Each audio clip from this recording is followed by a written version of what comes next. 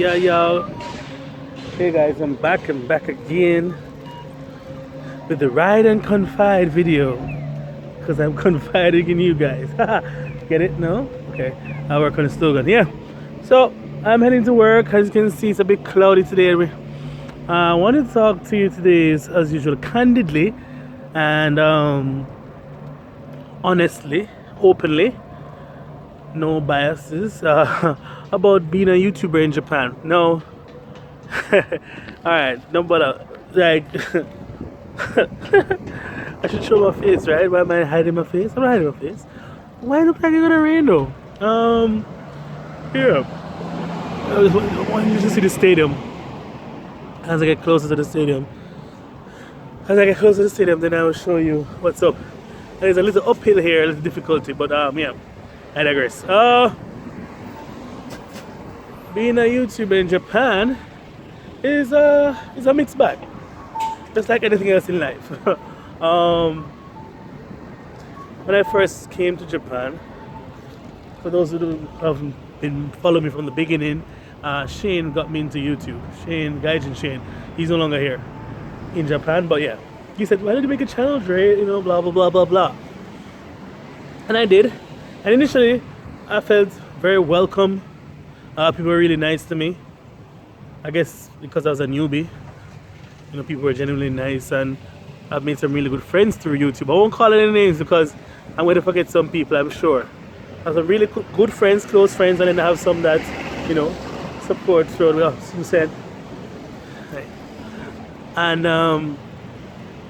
yeah, I mean, just like anything else in the world, a company, a school, you have a little groups and people who like each other and don't like each other. But more often than not, the YouTube community, the J vlogging community, or the people who vlog about Japan, has had a really negative kind of like stigma because of a couple of things that really happened before I came to Japan, and even while I was in Japan.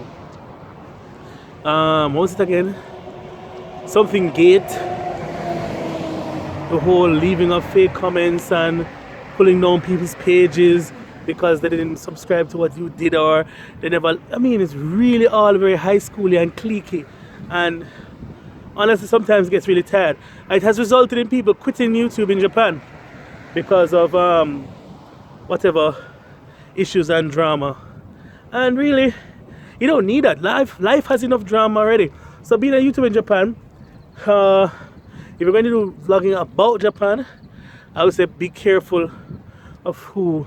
Usually you need to be careful of. I'm tired. Not tired, but uphill and vlogging not going to work.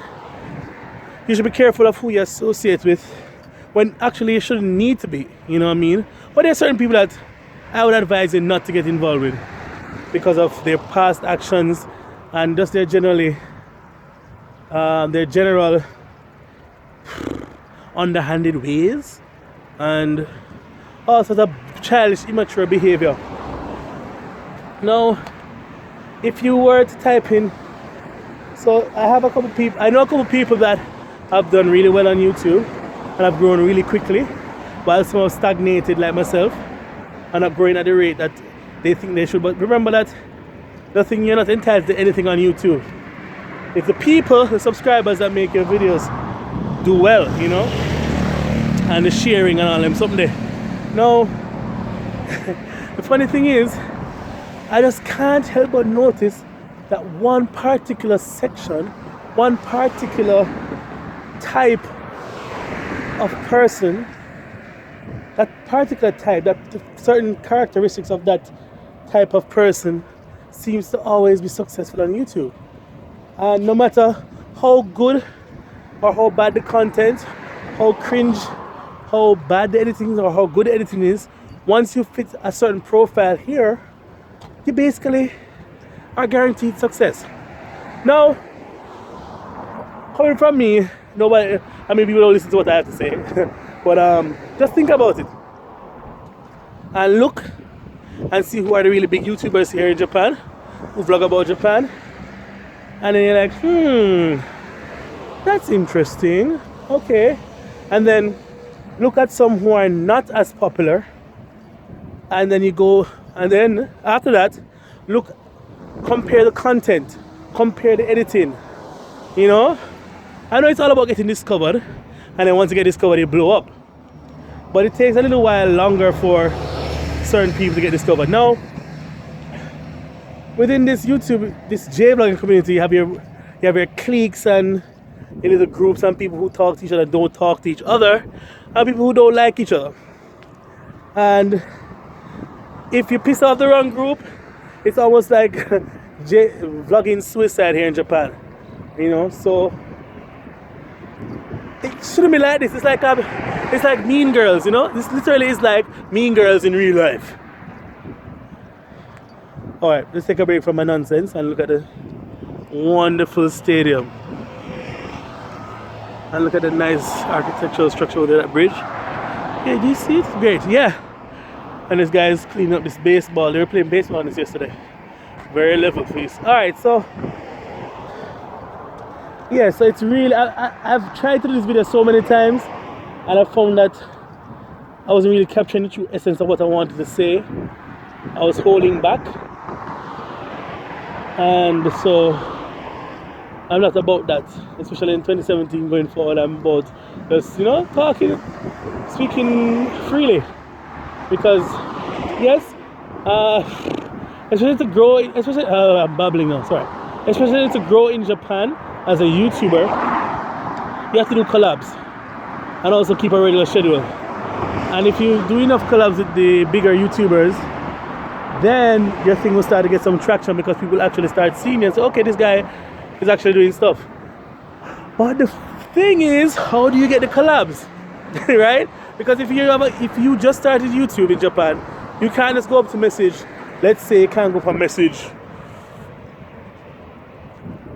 somebody with over 500 subscribers, 500,000 subscribers, and say, hey, I've been watching your videos, I like them, you know, I just started out. Could we like meet up one day and whatever and do stuff? First of all, I think most of the big YouTubers know that anybody that's messaging them, asking for whatever, advice, whatever, they know they really just want to hang out. They really just want to collab and use them, you know. But oftentimes, it's not even about using them, but you want to meet like somebody you look up to and someone that you really value as a vlogger, and you want to like even hang out because you feel you share the same values. Now, oftentimes, YouTubers who are big don't really respond to those sort of things unless you are in the same range as them or higher. You know what I mean? Or someone that they kind of like. Which is, I mean, I guess it's in their prerogative. But oftentimes this thing comes off as fake, like, oh sure, let's meet up, sure, let's do this. And it's either they're flaky or they just don't even respond sometimes. And that is where I have a problem with it. Just be honest, I don't need no fake shit.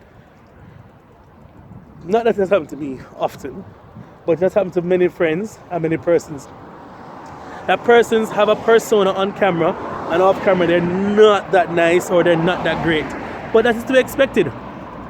People for centuries have been putting on facades in life, you know what I mean? Oh, let me go down this. Whew. So I don't know why people think YouTube is going to be any different. YouTube is a subset of the universal set of life.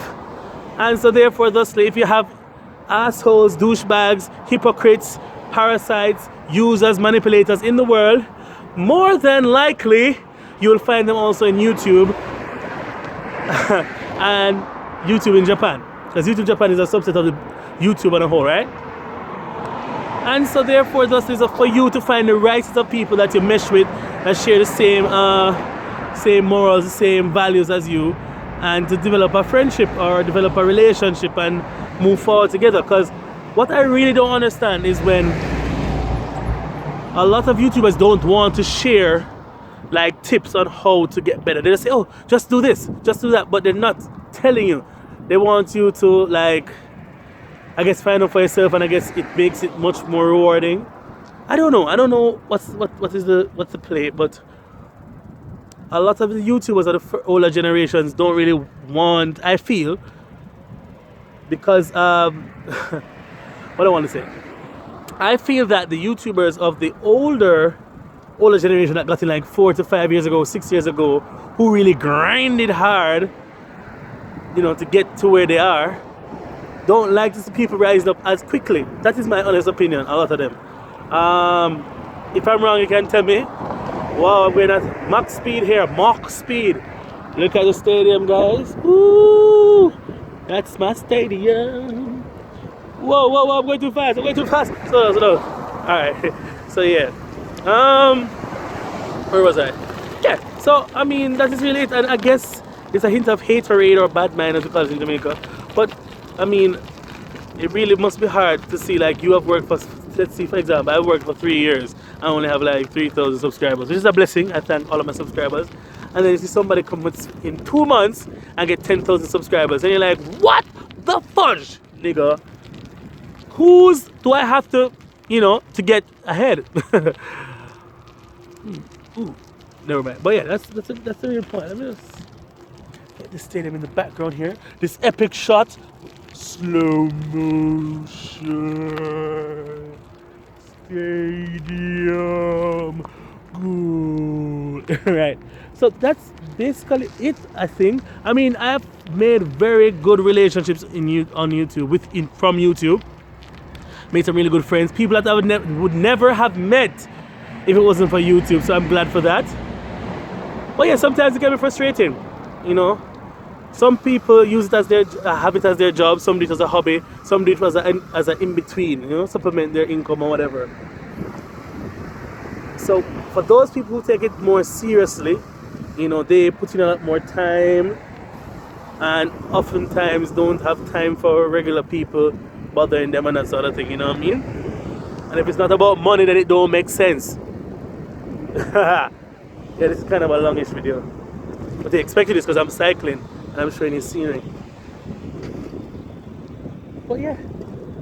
So if you figured out what type of characteristic I was talking about who will be most likely successful in Japan, you can leave it in the comments down below. Yeah. But this is about, oh, look at the rice fields, guys. You know what this is? Rice fields in the bus stop. Rice fields in the junior high school over there. Elementary school is really dark. Alright, this video is too long. Alright, so yeah, that's pretty much the video. I don't know if I'm not sure if I covered everything. I hope I did. I hope you could hear because there's a lot of noise and wind. Yeah, but keep on keeping on, people.